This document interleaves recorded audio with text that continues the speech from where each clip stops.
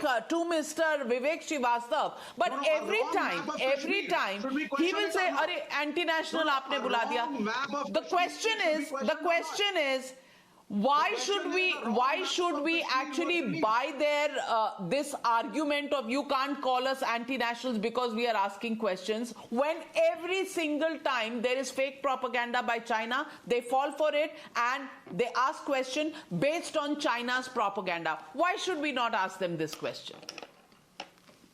No, good evening, Navika, and good evening to all my fellow panelists. No, absolutely, you are right. But, looking at Galwan terrain, many might ask, why protect every inch of it with all your might? Nothing grows on it. Well, let me tell you today what grows on it. Our resolve. Navika, I am disgusted by how our own people, at least I think that our own people, are continuing to peddle this Chinese propaganda. Today, they have been given a fitting response.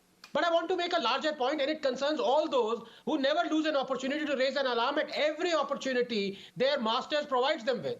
And it is important, Navika, because the very same people thought nothing of Chinese transgressions before 2014, including the communists during the UPA Congress rule. Let me remind them what they said. I quote, "The India-China border is not yet defined, and so when the Chinese make incursions, it only means that they haven't entered our territory," unquote.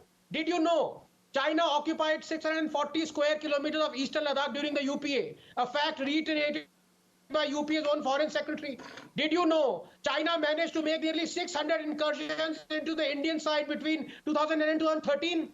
Did you know on July 12, 2013, the Chinese entered 28 kilometers deep into our territory at Dapsang? Did you know on June 17, 2013, the Chinese transgressed deep into Chumar, an incursion the UPA did not disclose for 3 weeks for fear of public anger, forcing cancellation of the defense minister's visit to China?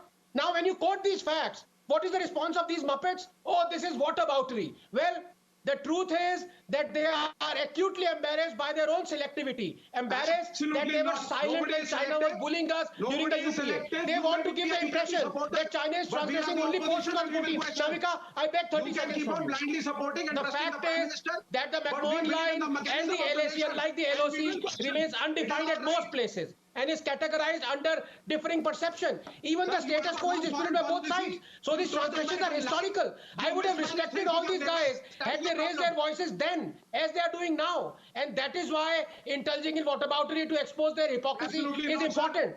हमारे 640 kilometre दे दिए UPA के time पे, और अब चिल्ला के पूछ रहे हो कि 1 इंच क्यों दे दिया?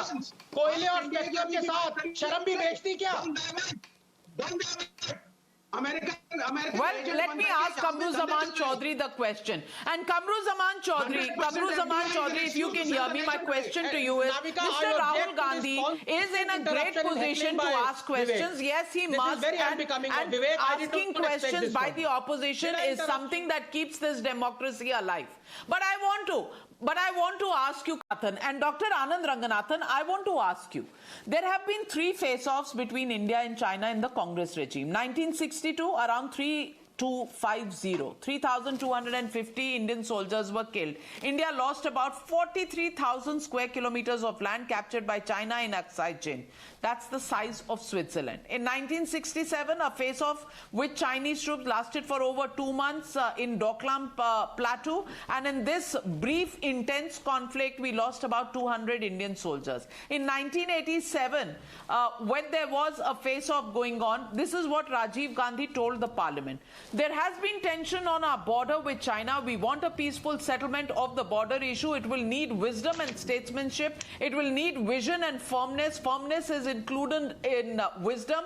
It is this perspective that should guide our countries in seeking a solution to the problem. And all this culminated to another round of border talks in August, when both sides agreed to end military confrontation, even as they decided to pull back, which finally ended with China extending an olive branch to Rajiv Gandhi. And this was followed by Rajiv Gandhi's visit to Beijing, and that's how it went. And I've told you about April 2013. The question I want to ask you is, when there is a standoff going on, every prime minister, even from the Congress party, whether it was Dr. Manmohan Singh or it was Rajiv Gandhi before him, they all sought time to deal with this situation without going public, you know, with every inch square mark on a map and shown to the parliament. How come their questions arise only when this face-off is happening at this moment about transparency?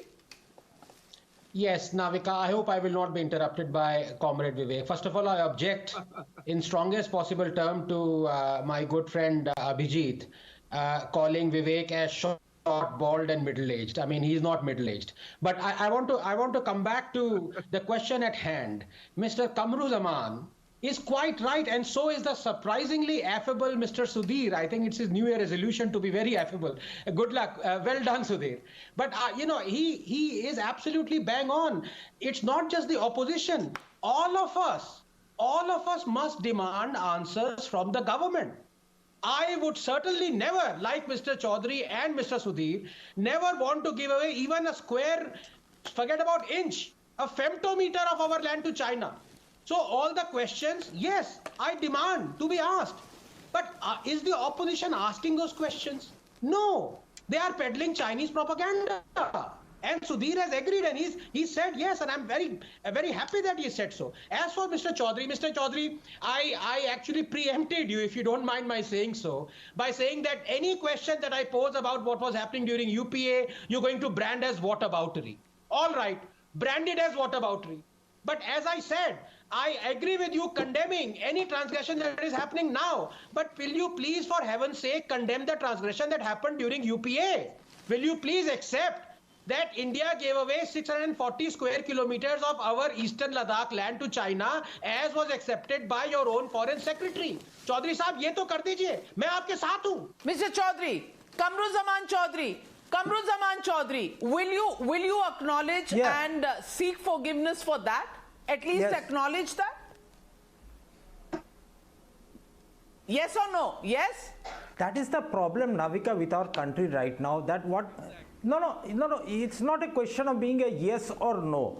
You know what these people they are trying to portray now is bring out events from the past, correlate them with the present day happenings, and blame the entire Nehru Gandhi family and the Congress family for whatever happened in the past. No. For them, it seems India started from 2014. Not at all. What happened after 2014? Who is going to answer? We have lost elections. We have lost elections. We have failed to answer to the people of the country during. Well said. Were they saying the same language when Malegaon happened and this, you know, the details of the Malegaon investigation happened, Dr. Anand Ranganathan? And in days when, you know, there are people who have started getting dreams of Lord Krishna close to the elections, pointing fingers at polarization only on the BJP. Is that fair, Anand Ranganathan? No, Navika, first of all, I don't mean to sound patronizing, but I have to say this. I am now certain it's a New Year resolution. We are seeing a new, improved, and very affable and very logical Mr. Abhishek Sudhir. So more power to you, Abhishek. Well done.